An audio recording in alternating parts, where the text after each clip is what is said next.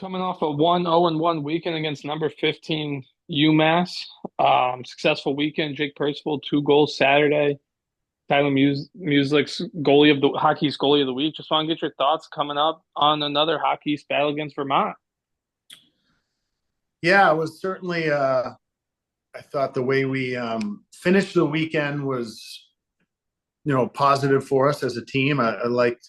Again, I feel like we're getting contributions up and down our lineup. We got solid goaltending. I thought our defense moved the puck pretty well, and we're going to have another tough opponent coming up this weekend in Vermont. I think. They're a very physical team. I watched a couple of their games versus Providence and thought that they played really well against Providence, and they're hard. They've got a grad goaltender from Minnesota State who has played pretty solid, and their defense are always big and physical, and they're tough. In their own end, it's really hard to get offense, generate offense at times with how physical they are down low. So it's going to be a real good test for us.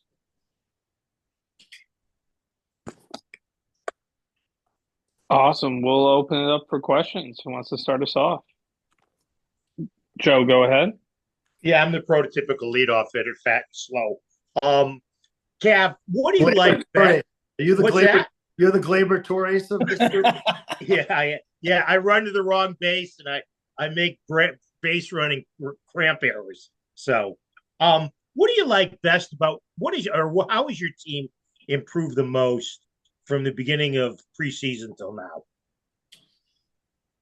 I would say, one of the points of emphasis going into this season was to generate more offense, and that was an area where I thought we needed to really improve upon. And I think both our rush offense and our OZP, has been pretty good. That second goal we scored the other night against UMass might have been the best shift I've seen since I've been here in 12 years. It was.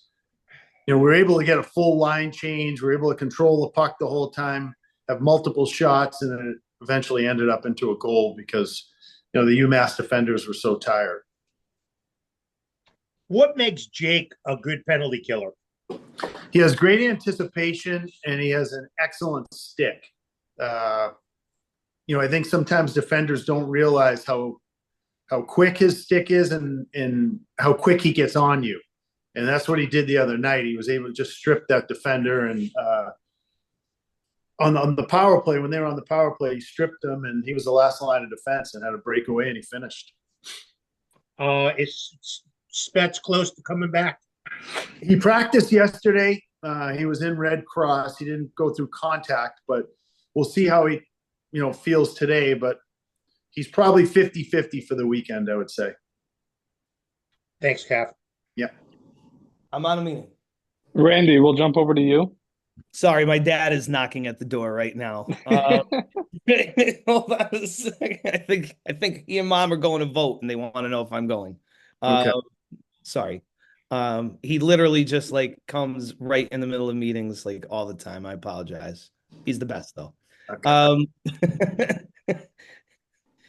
I was going to ask about the physical play of Vermont and, how tough they are down low and how that affects, how you guys counter that. You just spoke of your great ozone time and the rush. This year, with you being a bit faster of a team and maybe less heavy on the forecheck, does that alter how you approach, that ozone time against a big, tough physical team like Vermont? I don't think so. I think what the thing is, you can't let yourself get pinned.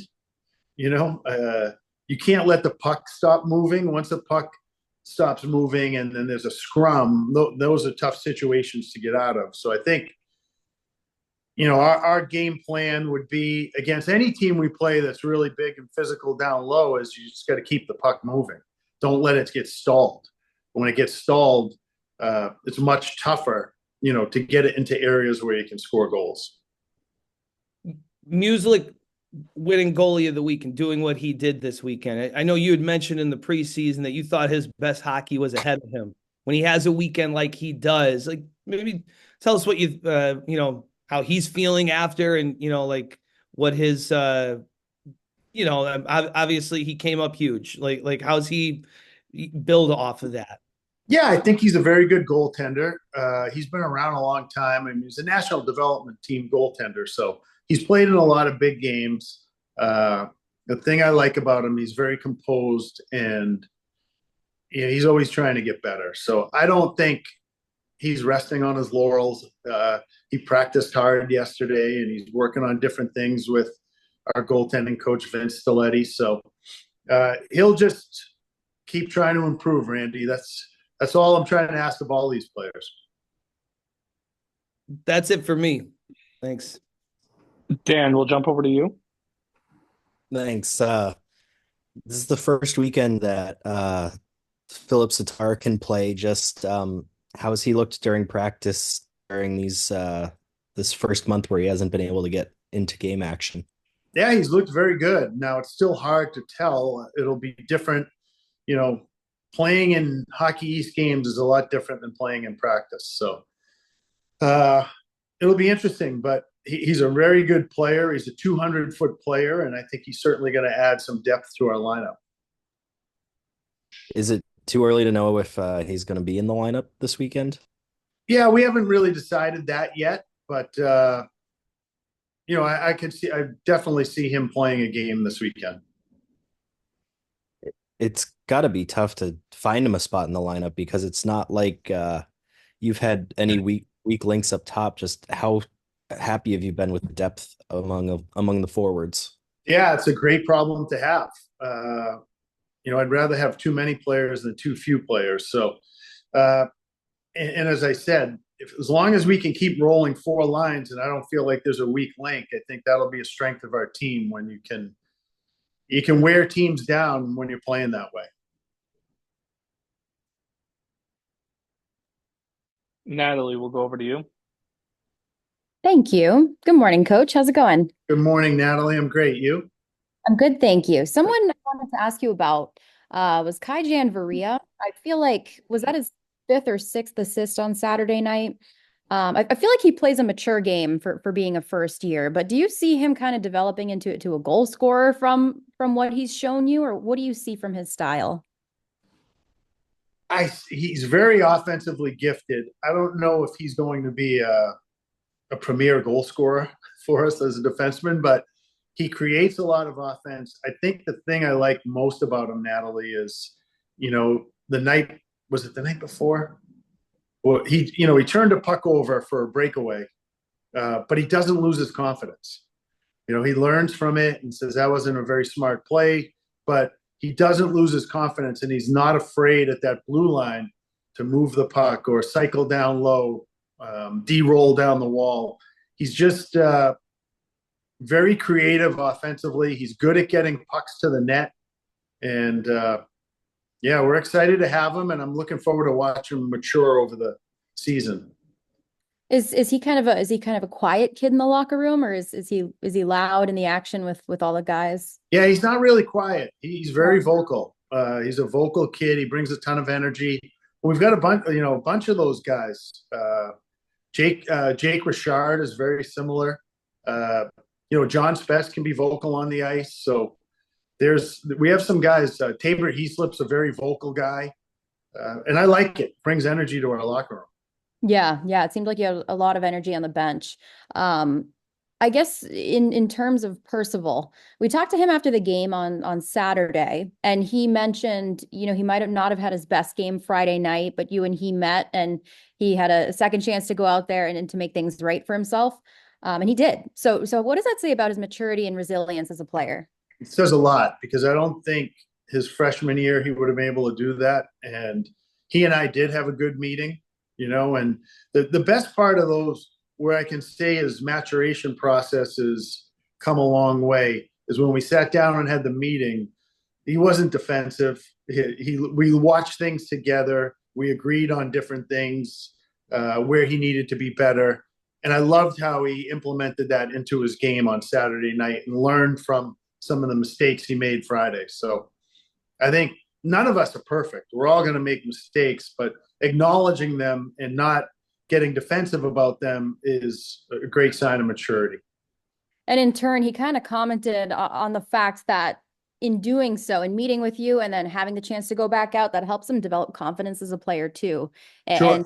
playing for you and you as the coach, allowing them to do these kinds of things and get that second chance. He said it's enjoyable to play for you because you allow your players to have that second chance. So what does that mean to you when players receive your message well and then go and perform on it? Well, I think, you know, a great part of coaching is educating. And I just try to put myself in their shoes when I was in college, and you had so much to learn. And when you have coaches that, you know, will believe in you and let you make a mistake, it's just, I don't want to see guys make the same mistake twice. But when that starts happening, then there's going to be different conversations. But when you're making a mistake and you're learning from it and then you're correcting it, is again, I said, that's a sign of someone growing up and becoming a really good player. All right. Thank you. Joe, we'll go back to you. Thanks. Cav, how have the other transfers other than Tyler ingratiated themselves? Viking, Nick, and Hugh. Well, starting with Viking, I think he's really been a stable defenseman for us back there. He does a lot of little things, whether it's blocking shots, breaking pucks out, getting a stick on a puck. He's been a great addition to our defensive core. And it's nice having a guy with 6'6" with a reach like that. It's, you know, it's a nice luxury to have him back there. I think Hugh Larkin brings a big presence to our lineup. You know, we have a lot of guys that can skate and are quick, you know, with Tattle and Muldowney and Shandor, but they're not the biggest guys with size. And Hugh brings, you know, a different element to our group up front. And I thought Nick Carabin's played dynamite on defense. He might have had Saturday night might have been one of his best games he's played, but it's just a maturity, Joe, a calmness back there that, you know, is nice to have with a defensive core. Thanks. Especially two young defensemen we have back there. So, and the kids are coming along too. I mean, Pascucci, and it seems like Trey is playing with more confidence every game. Trey's been dynamite since we've put him in the lineup. Yes. Go ahead, Randy. Yeah, one more for me. We can't go a session without talking about Richard and Muldowney hooking up on another sweet goal. And I just, you know, obviously we've talked a lot about their chemistry, but I wondered if there was a time before the season where like you saw that chemistry and the potential of what it could be. And now to see that, you know, it done on the ice in game action, was there like a moment where you saw them on the ice in preseason and said, wow, these two really have something here? I don't know if it was on the ice. I would, you know, they're both right shots. So they're typically both right, you know, they've been right wings in the past. Neither one of them has played left. I'd be lying if I didn't put them together because of how much they're together off the ice. So, you know, they live together. They're together quite a bit off the ice. And I thought let's try this. You know, maybe they'll have some compatibility on the ice as well. And it's worked out between those two and Ethan. It seems like it's been a great combination.